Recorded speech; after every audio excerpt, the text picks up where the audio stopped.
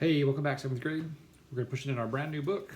Here it is, Filling and Wrapping in Three-Dimensional Measurement. So we're going to be looking at problem 1.1 in the midst of this new book.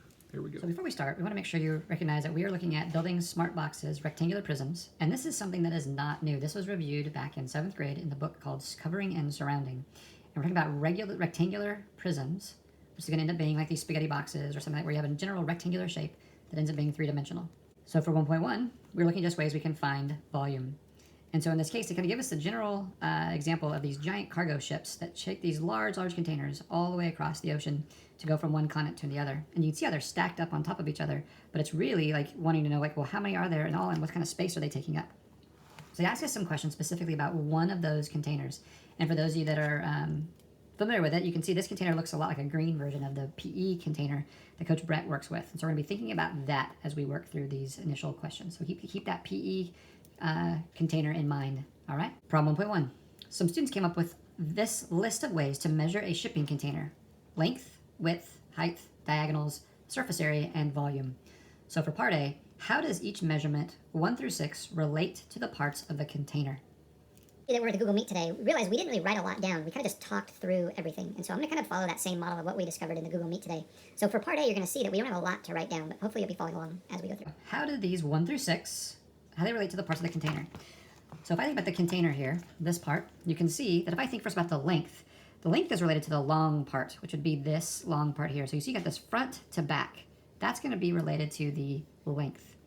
Part 2 is the width. The width is with how wide something is. Kind of just the measuring of just the front or just the back. So the width is going to be how wide this is.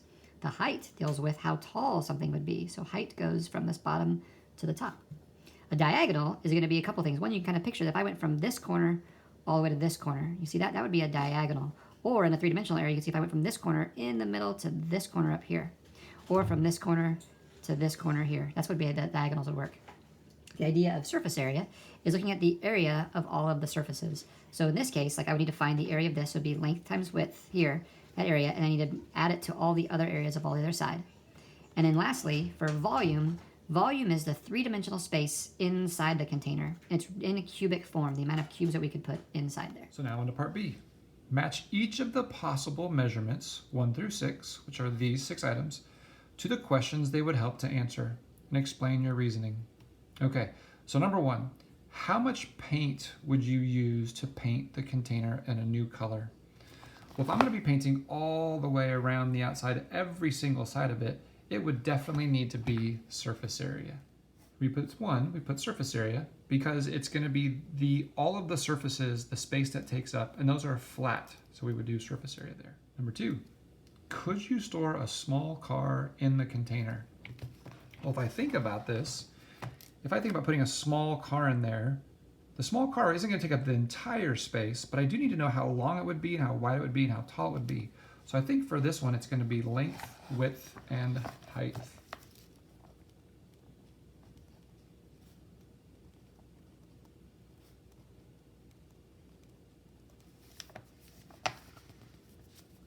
Number 3, how many sacks of rice, corn, or beans could you store in the container? Okay, that's going to be all of the space inside. So I'm looking at this one. That would be how much space we have on the inside. So that's going to be a volume question.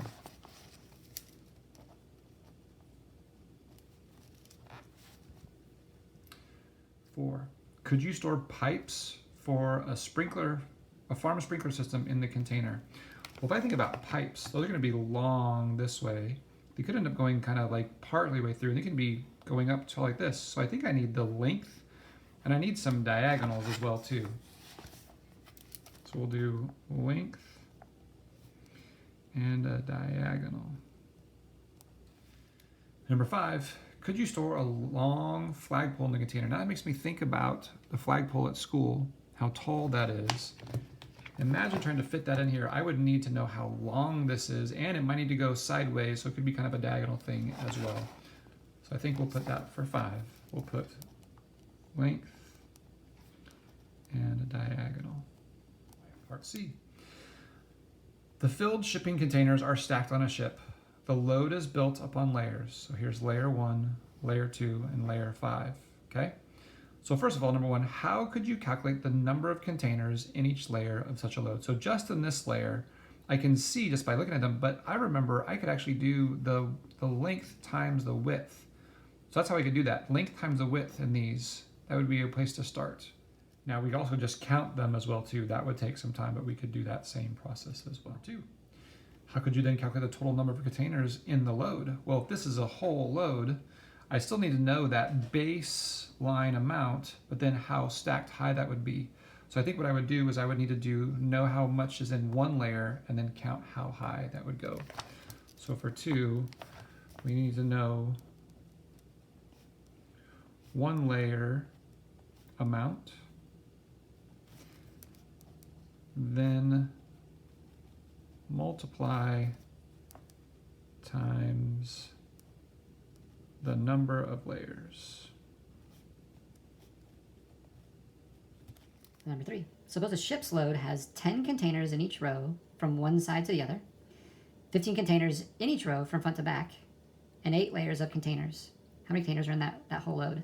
So it sounds like in this case there's 10. There's a 10 container thing, and then there's a 15 rows of those, and then it's going to end up being 8 containers high, or 8 of those high. So I know that 10 times 15 is going to be 150, and multiply that times 8. So 150 times 8 is going to give me 1,200 total containers. So we're doing here kind of this length times width times height.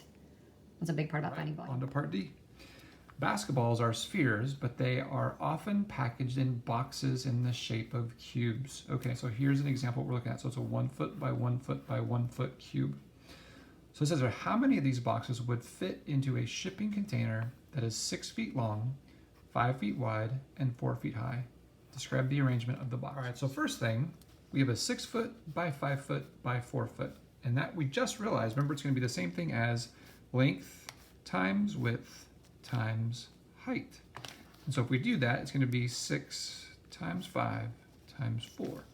This is going to be 30 times 4, which would give me 120. So 120 of those guys would fit in there. But the question says also, describe the arrangement of these boxes. So we would have 6 rows of 5 boxes and 4 layers of that. All right, D2. What are the dimensions of some other rectangular boxes that could hold the same number of basketball boxes? Describe the arrangements in those boxes in each case. Which containers make the most sense or the least sense? Well, we know it has to be 120 boxes total. And so we're looking for a container that has that. So I need 3 numbers that would multiply to get this. So that could be as simple as like 3 times 4 times 10. That's an option. Or we could have 1 times 12 times 10. You know, there's a lot of different ways that this could go. But whatever it is, it's going to end up being an issue. Now this is going to be tricky because this is going to be 10 feet high. This is going to be a really, really narrow and 12 feet long and then 10 feet high. So this one would be 3 rows of 4 boxes stacked 10 layers high. That would make some sense. 1 box, or 12 in a row, 10. This one does not make much sense. So this one makes more sense here.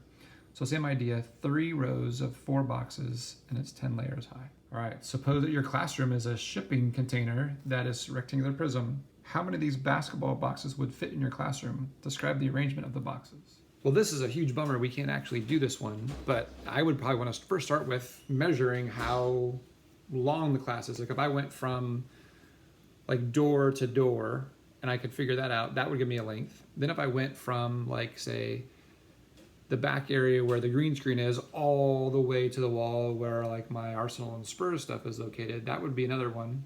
And then we would need to measure from floor to ceiling. Once we know those dimensions, then we could begin to figure out how many of these 1 by 1 by 1 boxes would fit.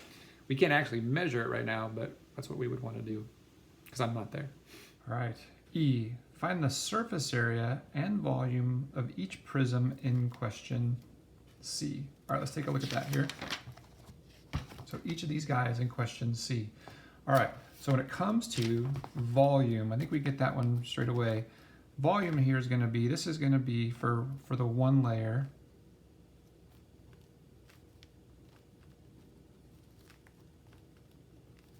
Okay, so for volume, for layer 1, it's going to end up being, so we got length times width times height, so it's going to be 5 times 4 times 1. So 5 times 4 times 1, which is going to equal 20. And that's going to be units cubed. Let's do volume for the other ones here too. So then we got layer 2. This is going to be that same one, 5 and 4. So 5 times 4. And this is going to be 2 high. So 5 times 4 is 20, times 2 is going to be 40 units. Cubed, not squared, sorry. And then layer 5 is going to be that 5 and the 4, and then 5 that way. So I have 5 times 4 times 5. So this is going to be 20 times 5, which is going to be 100 units cubed. All right, so surface area. Surface area is all the area of the flat sides added up. So we're still going to work with the same area here for the layer 1 coming down here at this point. So in this case, I can see that the area of this flat side up here is going to be 5 and 4. So that's going to be, this flat side is going to be 20. And the bottom part's 20. So I've got top is 20. Bottom is 20. This front is 4. That means the back is 4. So I've got front is 4. Back is 4. And then the side is going to be 5 and 5. So side is 5. And side is 5. So I need to add all those up. So this is going to end up being, so this is 40 here, 50, and that's going to be 58 units. And this is going to be squared to this area. All right, for layer 2. So same idea, the top and bottom are both going to be 20 again. So top is 20, bottom is 20. The front and the back are going to be 8. See, because I've got a 4 and 4 there. So front is 8, the back is 8. And the sides are 5 by 2, so it's going to be 10. So side is 10 and side is 10. Notice I have a scale factor too on these, kind of much as times 2. So this is going to be 20, 40, 50, 60. This is 16, so it's going to be 76 units squared. All right, last one for 5 layers. So same idea, top and bottom are still 20. So top is 20, bottom is 20.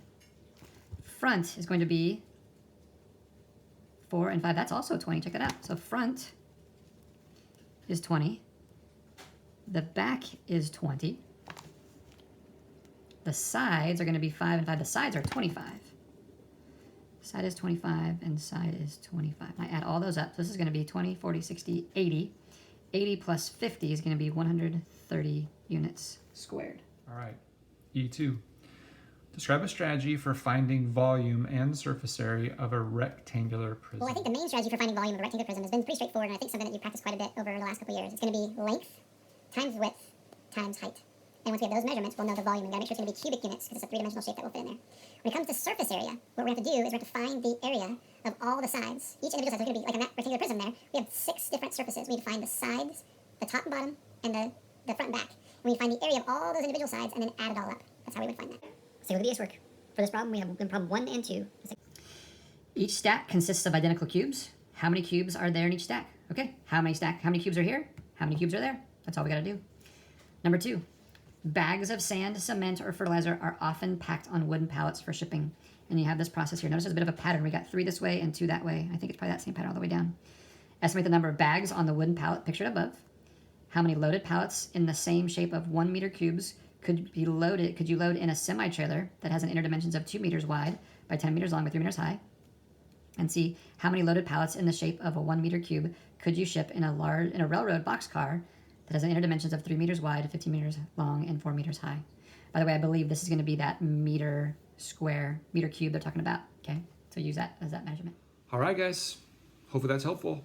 We'll catch you next time. Bye-bye.